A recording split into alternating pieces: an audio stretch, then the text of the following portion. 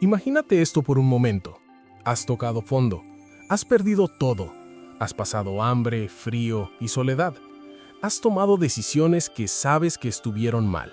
Y un día, con la cabeza gacha, lleno de vergüenza, decides regresar a casa. Das el primer paso hacia la puerta de tu padre y de repente él sale corriendo hacia ti, pero no te mira con odio, te abraza y en lugar de darte la espalla, te pone un anillo en el dedo. Eso es lo que todos conocemos. Pero, ¿qué pasó después de la fiesta? ¿Qué pasa cuando la música se apaga y te quedas solo con tu hermano? ¿Qué pasa cuando el perdón ya se dio, pero las heridas aún duelen? Hoy vamos a explorar la parte de la historia que nadie te cuenta.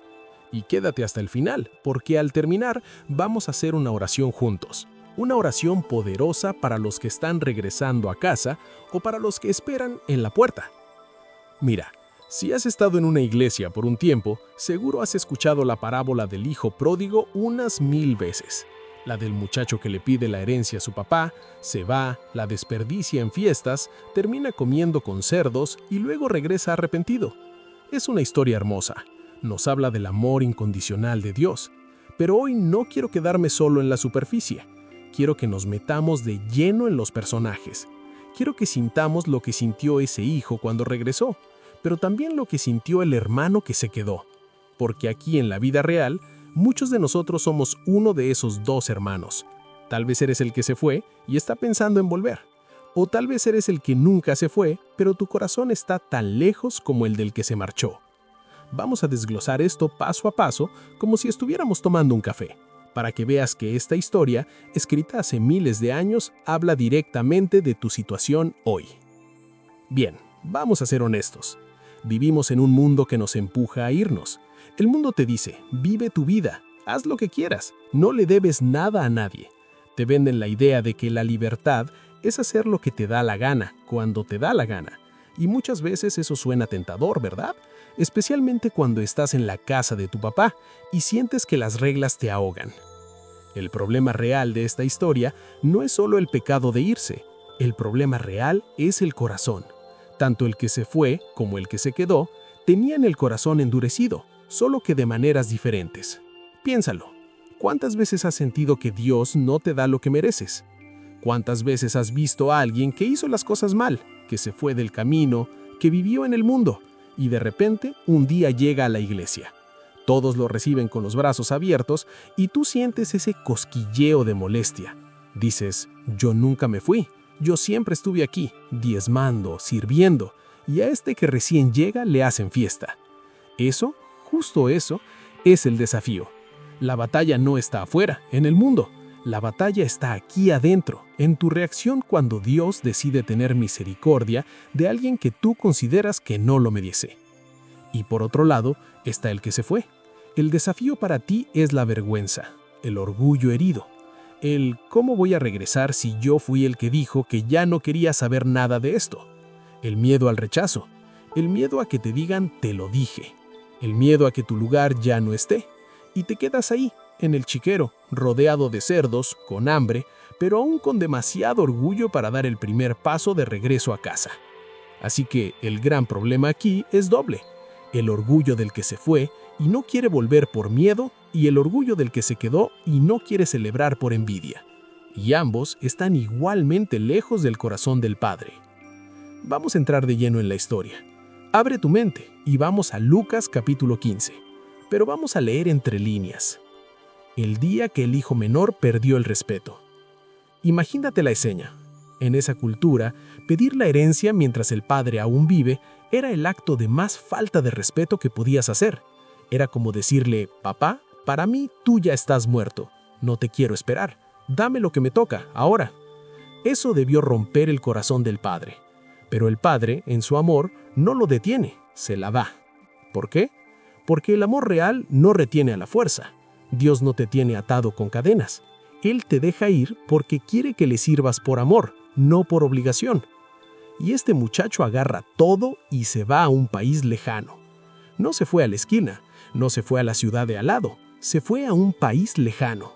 Quería asegurarse de que la sombra de la casa de su padre no le llegara.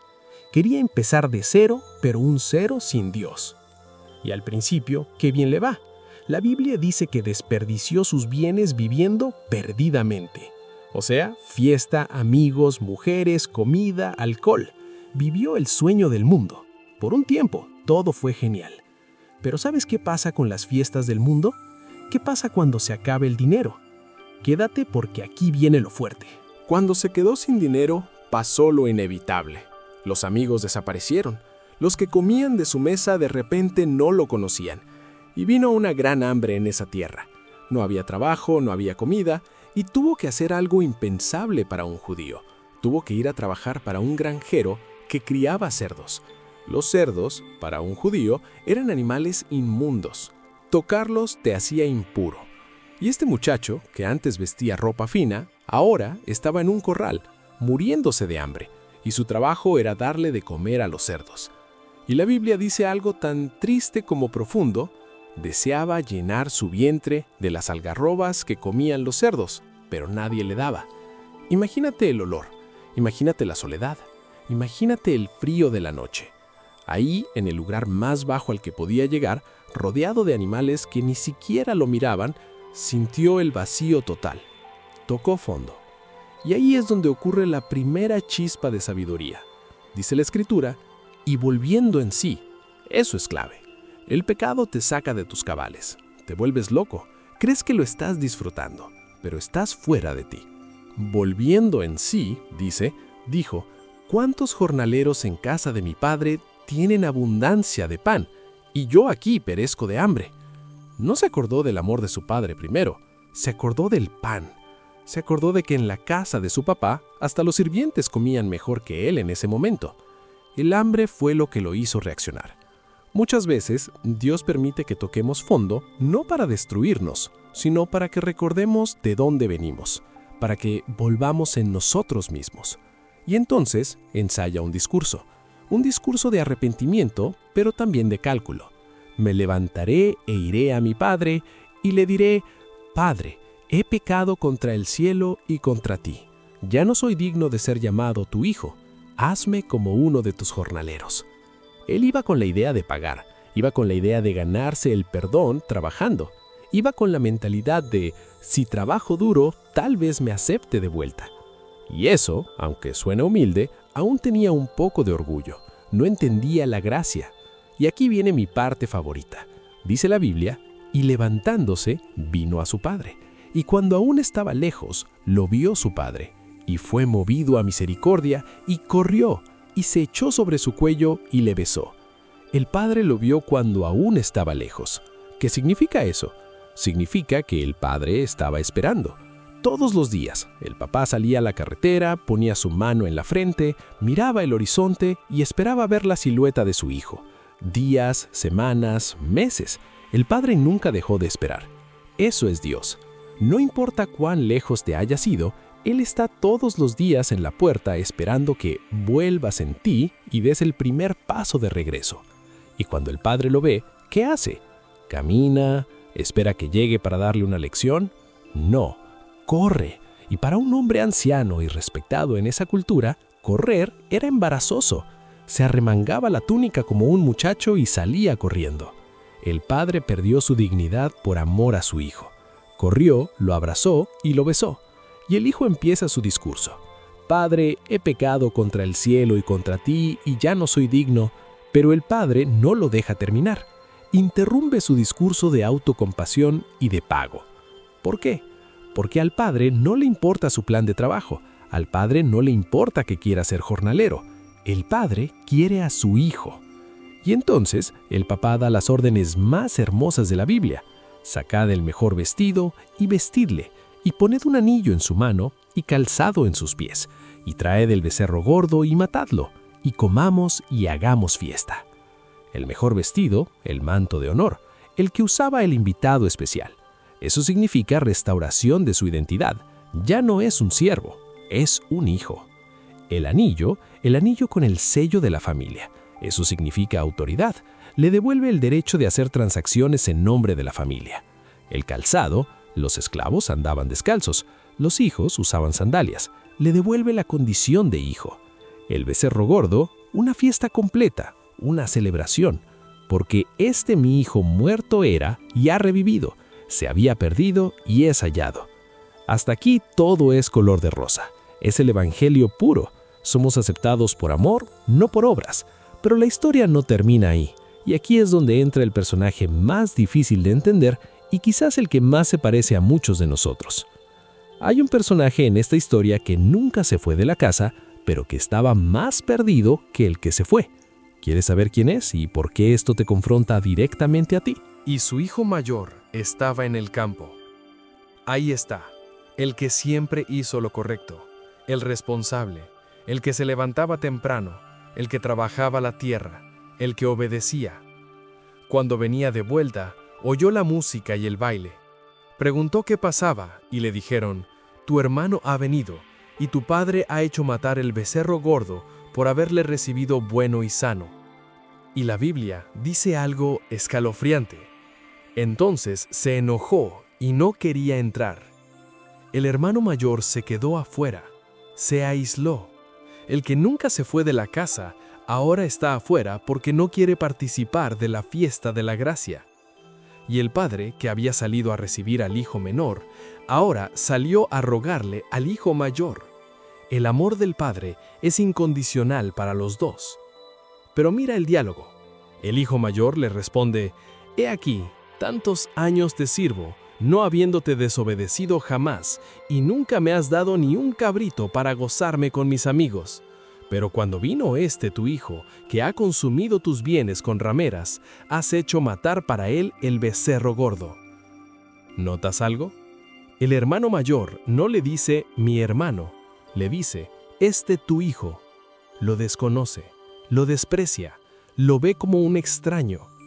Y además, su queja revela su corazón. Él ve la relación con su padre como un contrato, no como un pacto de amor. Dice: tantos años te sirvo, nunca me has dado ni un cabrito para gozarme con mis amigos. Para él, la obediencia era una moneda de cambio para recibir bendiciones. Él trabajaba para merecer. Él estaba en la casa, pero su corazón estaba en la granja, trabajando como un esclavo, no como un hijo. Por eso, nunca había pedido un cabrito para celebrar con sus amigos, porque los esclavos no celebran, solo trabajan. El padre, con una ternura inmensa, le dice: hijo, tú siempre estás conmigo, y todas mis cosas son tuyas. El padre le recuerda su identidad. Todo lo que tengo es tuyo. No necesitas pedir un cabrito, porque ya eres dueño de todo. Pero tenías que hacer una fiesta, porque tu hermano, ese que tú llamas, tu hijo, es tu hermano, y estaba muerto y ha revivido. La historia termina ahí. La Biblia no nos dice si el hermano mayor entró a la fiesta. Jesús deja la historia abierta porque esa decisión la tenemos que tomar nosotros hoy. Y aquí llegamos al clímax, al momento clave. La pregunta que este video te hace hoy es: ¿cuál de los dos hijos eres tú? Porque tal vez tú eres como el hijo menor. Te fuiste de la casa de Dios, dejaste la iglesia, dejaste los caminos del Señor. Te fuiste a un país lejano a buscar felicidad en cosas que sabes que no te llenan.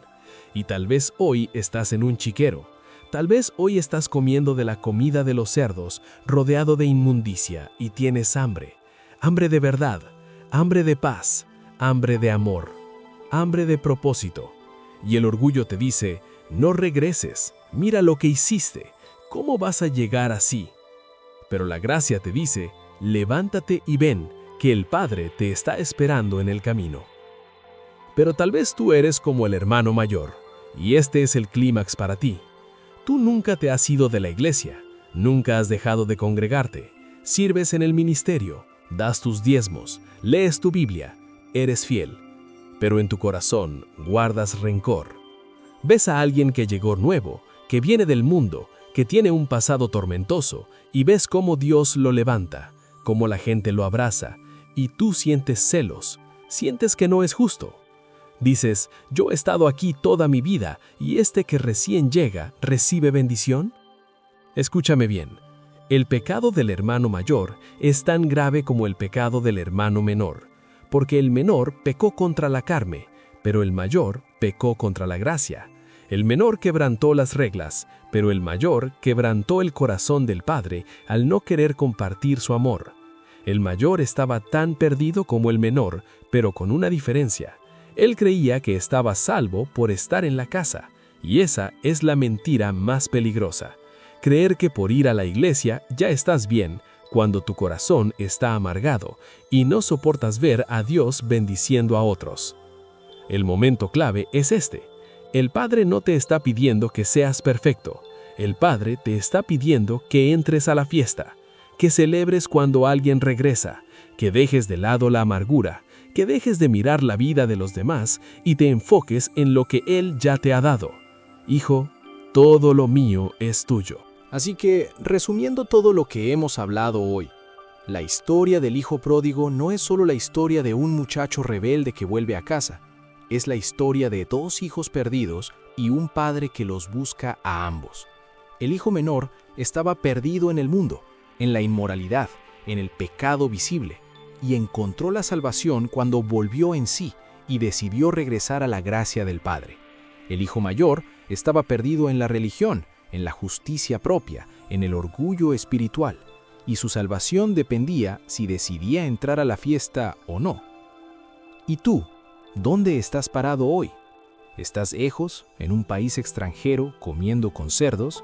¿O estás afuera de la casa, enojado, sin querer entrar a celebrar? El mensaje para los dos es el mismo. El Padre te ama. El Padre te busca. El Padre salió corriendo a recibir al que volvía y salió a rogar al que se quedó afuera. No importa en qué fango te hayas metido, no importa cuánta amargura tengas guardada, la puerta de la casa está abierta. La fiesta sigue.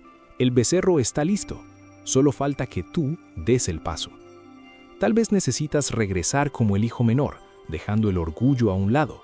O tal vez necesitas entrar como el hermano mayor, dejando la amargura en la puerta. Pero ambos necesitan encontrarse con el Padre. Si este mensaje tocó tu corazón, te invito a que te suscribas al canal para seguir recibiendo más reflexiones como esta. Y ahora, antes de irte, vamos a orar. Vamos a hablar con ese Padre que nos espera. No importa si vienes de lejos o si estás cerca pero con el corazón endurecido. Vamos a presentarnos ante Él tal cual somos. Señor, Padre de amor y misericordia, hoy venimos delante de tu presencia con el corazón expuesto. Hemos escuchado tu voz a través de esta historia y sabemos que nos hablas directamente a cada uno. Señor, levanto en oración a aquel que está escuchando esto y se siente como el hijo menor. Tal vez está en un país lejano, rodeado de cerdos, sucio, hambriento y solo. Tal vez la vergüenza lo ha atado y no le permite dar el paso de regreso. Pero en este momento, Padre, derrumba ese orgullo, quebranta su corazón, haz que vuelva en sí, que recuerde el pan de tu casa, que recuerde tu amor incondicional, y dale las fuerzas, las piernas y el valor para levantarse y caminar hacia ti. Y cuando aún esté lejos, Padre, cumple tu promesa. Sal corriendo a su encuentro. Tírate sobre su cuello y bésalo. Cúbrelo con tu manto de justicia. Pon el anillo de autoridad en su mano.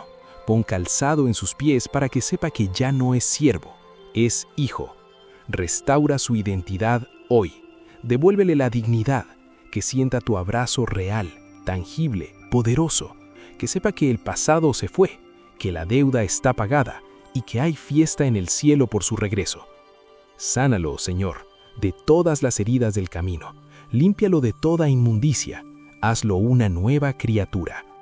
Y también, Padre, te pido por el que es como el hermano mayor, el que nunca se ha ido físicamente, pero su corazón está frío y amargado, el que sirve por obligación, no por amor, el que mira a los demás con juicio y no con compasión, el que se ha perdido la fiesta porque está atrapado en su propia justicia.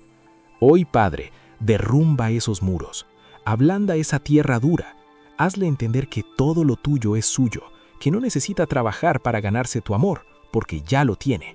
Perdona la amargura, perdona la envidia, perdona el rencor, lava su corazón con tu gracia y convéncele de que entre a la fiesta, que deje de mirar desde afuera, que se siente a la mesa con el que ha regresado y que pueda decir de verdad, mi hermano ha vuelto.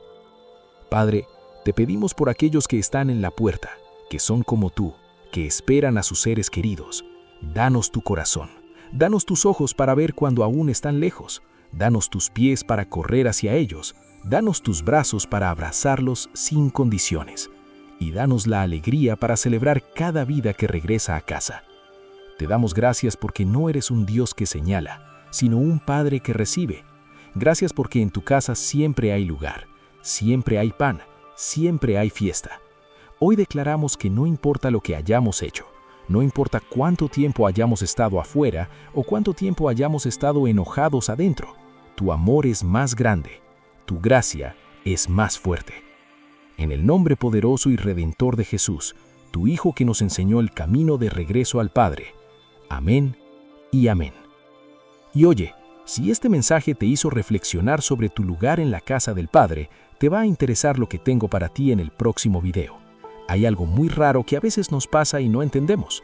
De repente, le caes mal a la gente sin motivo, sin razón aparente. Hay una hostilidad silenciosa, un rechazo pasivo-agresivo que no sabes de dónde viene, y duele porque no hiciste nada. En mi otro video, justamente, vamos a explorar por qué pasa esto desde una perspectiva bíblica y espiritual. Dios te muestra que no es casualidad. Te dejo el video aquí arriba para que lo veas a continuación.